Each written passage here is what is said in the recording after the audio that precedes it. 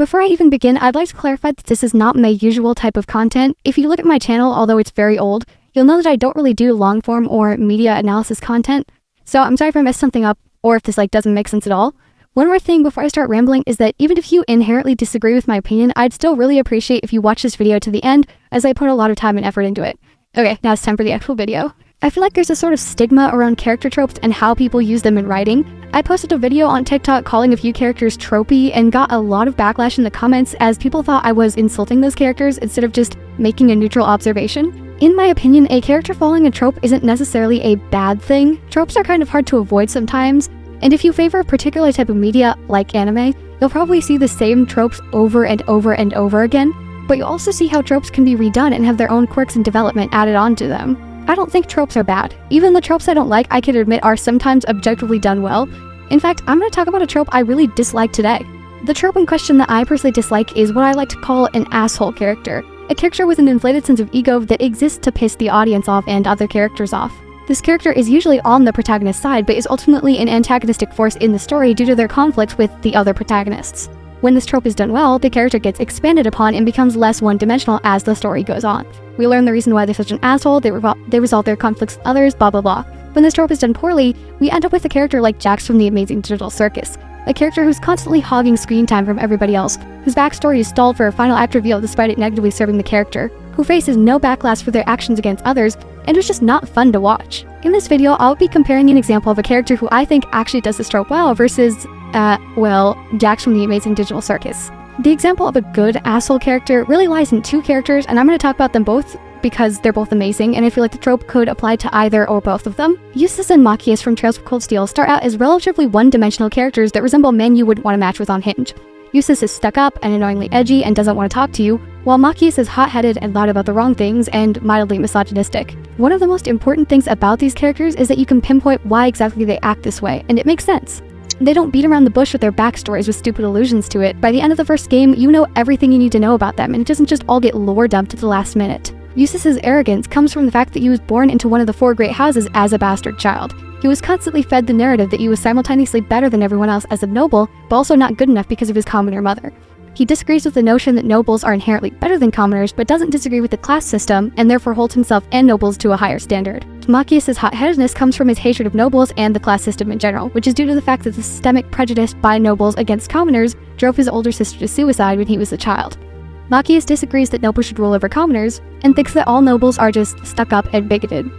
Along with both of their characters developing across the game, I find it pleasantly interesting that instead of having one asshole character and another character I can fix him in the asshole character into development, Tales of Cold Steel presents two asshole characters who challenge each other and help each other grow as characters. This leads to it not feeling like one character is entirely dependent on another, as Machias and Eustace each get respective times to shine, both with and without each other. One of my biggest gripes with the asshole character trope is that there's usually another character, if not multiple characters, whose development has to get put on hold so they can coddle the asshole character into character progression, which is exactly what happens with Jax and Pomni. Well, you could argue that Rean exists in Tales of Cold Steel, and he as a protagonist is constantly sticking his nose into everyone else's business, and is trying to fix problems that don't necessarily need to be solved. That interestingly ties into his character, and we know why he acts this way. It doesn't feel random or forced like it does with Pomni. Unlike with Rean, we know relatively nothing about Pomni's backstory, and she doesn't even feel like a main character. Not to mention that Pomni's I can fix him attitude doesn't even extend to everybody else in the cast, as when Ragatha lashes out, Pomni just gets weird about it and doesn't try to help. Now that I've successfully segued into the Amazing Digital Circus, let's talk about the purple bunny in the room. I feel like it's obvious by now that I don't like Jax, as he's practically the exact opposite of everything I've described as good when writing an asshole character. He takes up so much screen time, yet his backstory still wasn't expanded upon properly, to the point where I almost would have been fine with the copious amount of screen time he was getting if they just stopped beating around the bush and outright say what happened to Jax and why it matters. The advice show don't tell has plagued media, but particularly TV shows, for as long as I remember. Sure, it's a good rule of thumb in that some things should be implied, but it's okay to have a character just talk about their past.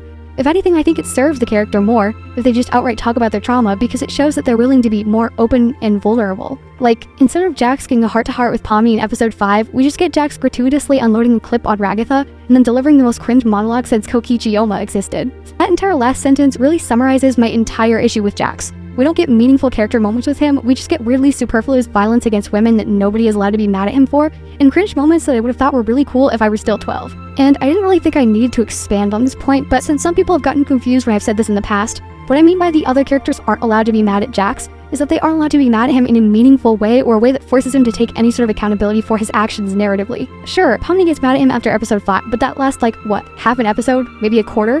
When Ragatha lashed out at him, she was scrutinized despite Jax's constant provoking of her and literally everybody else. And of course, the most egregious example is in episode 8 when Zooble starts to get mad at him and immediately gets hit with a lecture about the power of friendship by Gangle. And after everybody just forgives and forgets not only Jax hitting the red button, but also all of the abuse and torment he's put the others through. I've also had people try to deny that he's a screen hog, which what? Even if you really like him, you have to admit that he's the favorite and it's not subtle. I mean, Zooble's entire character turmoil in their body dysmorphia is solved off-screen. And you're gonna look me dead in the eye and say you think that Jax and Zooble are equals in the ensemble cast? And before anyone even says it, no, it was not obvious that Jax was supposed to be a main character from the beginning. There is no difference in how he's treated compared to the rest of the sidecast in the first 3 episodes. Please just get real. My conclusion is basically just restating my thesis. Tropes aren't bad unless you write them badly. I know I got kind of tangenty with my love for Trails of Cold Steel and my strong dislike of the Amazing Digital Circus, but this whole video really just comes down to that. If you've watched this all the way through, thank you so much for staying and actually listening to what I have to say. As I said before, it means a lot to me as I put a lot of time and effort into this video. Have a nice day!